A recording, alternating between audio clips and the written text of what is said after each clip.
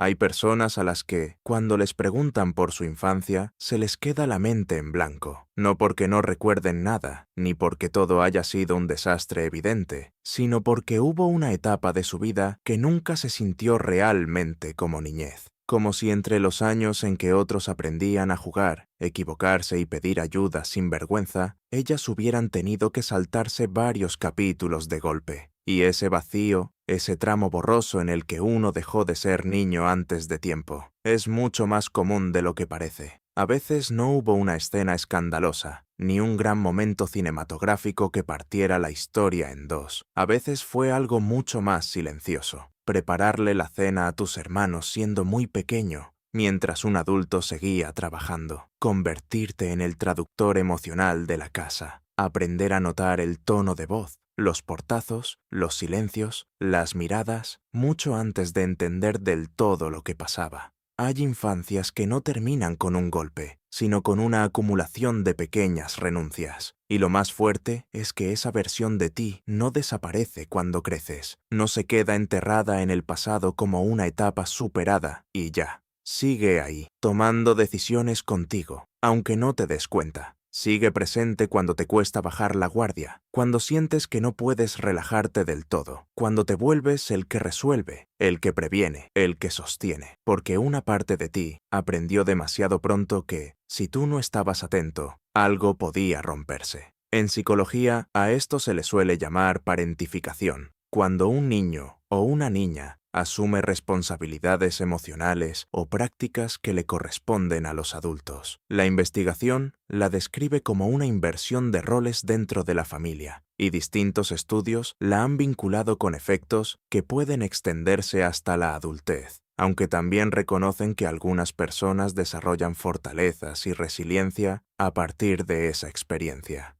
Lisa M. Hooper y otros investigadores han estudiado precisamente ese patrón. Desde fuera, muchas veces esto se confunde con madurez. El niño responsable, la niña tranquila, el que nunca da problemas, el que parece entenderlo todo, el que se comporta más grande para su edad. Pero no siempre era madurez en el sentido sano de la palabra. Muchas veces era adaptación, era el sistema interno de un niño aprendiendo a vivir en estado de alerta, como si la calma fuera un lujo y no un derecho. Cuando el estrés es excesivo o prolongado y no hay suficiente apoyo protector, puede alterar la forma en que se desarrolla la respuesta del cuerpo y del cerebro al estrés. Por eso, quienes crecieron así suelen volverse extraordinariamente buenos para ciertas cosas.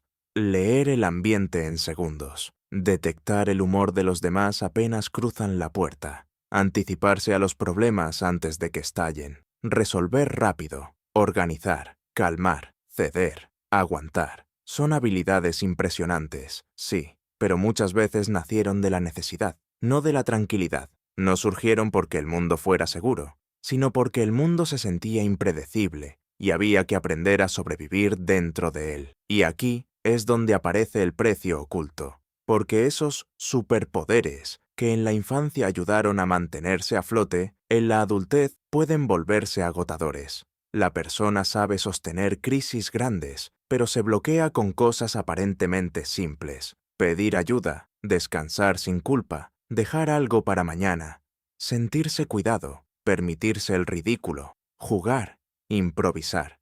Lo complejo no le da tanto miedo como lo blando. Lo difícil no la asusta tanto como la posibilidad de aflojar. Tiene lógica.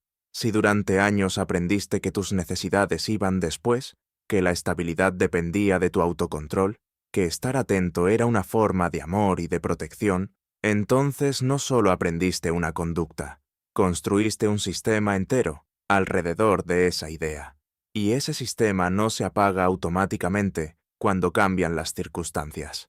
Aunque hoy ya no seas ese niño, el cuerpo y la mente pueden seguir reaccionando como si todavía tuvieran que estar listos para sostenerlo todo. En la vida adulta, esto suele verse de formas muy reconocibles. Son personas a las que todos buscan cuando hay un problema. Las confiables, las que siempre pueden, las que parecen no necesitar mucho, las que llegan, ordenan el caos y siguen adelante como si nada. Y, Por dentro, muchas veces hay una mezcla extraña entre orgullo y cansancio. Porque sí, saben resolver, pero también se acostumbraron a recibir cariño a través de la utilidad. Ser necesarios empezó a sentirse parecido a ser queridos. Por eso las relaciones pueden volverse complejas. La intimidad no siempre se siente tierna, a veces se siente peligrosa. Recibir amor estable puede resultar raro, incluso incómodo, cuando lo familiar fue tener que dar más de lo que recibías.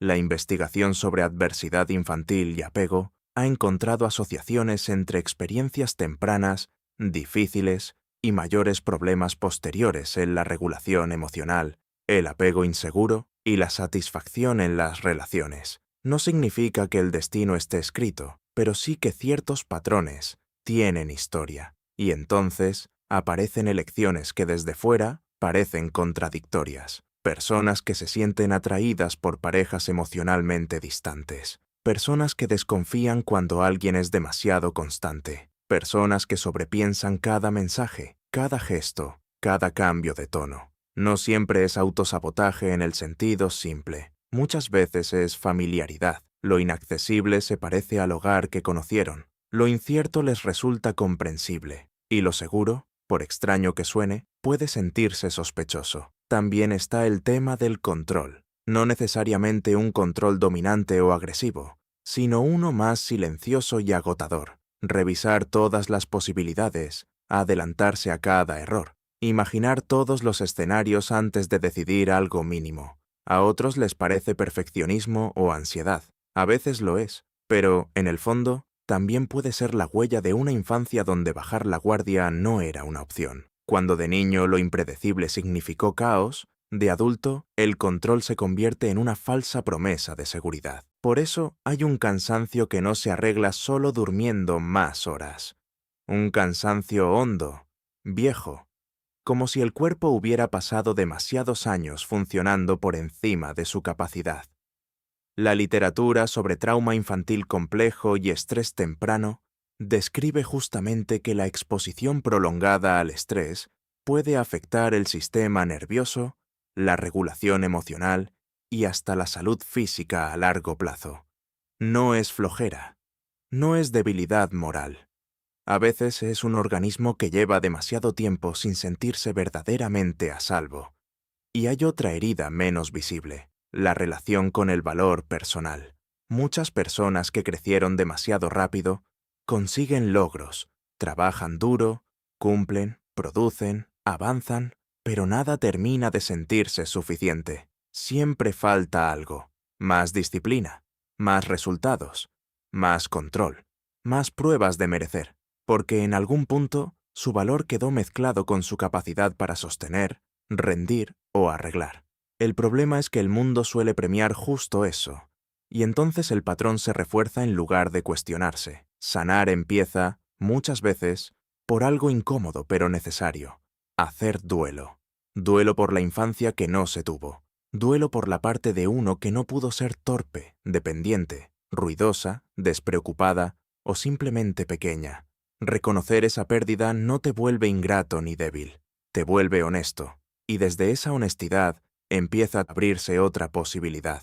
Entender que ser necesitado no es lo mismo que ser amado, y que tu valor no depende de cuánto cargas ni de qué tan bien ocultas el cansancio. Tal vez la tarea más difícil sea aprender a recibir, dejar que alguien más sostenga un poco, descansar sin tener que justificarlo, pedir ayuda antes de estar al límite. Aceptar que todavía puedes ser principiante en esto, aunque ya seas adulto, porque quizá nadie te enseñó a ser cuidado con constancia. Y, sin embargo, eso también se aprende. Ese niño o esa niña que tuvo que volverse fuerte demasiado pronto, hizo un trabajo inmenso para sobrevivir, pero ya no tiene que dirigirlo todo. Ya puede soltar un poco. Ya puede empezar, por fin, a vivir sin cargar el mundo entero sobre los hombros. Y quizá la pregunta más importante no sea cuánto resististe, sino cuánto amor, descanso y ternura estás dispuesto a permitirte ahora.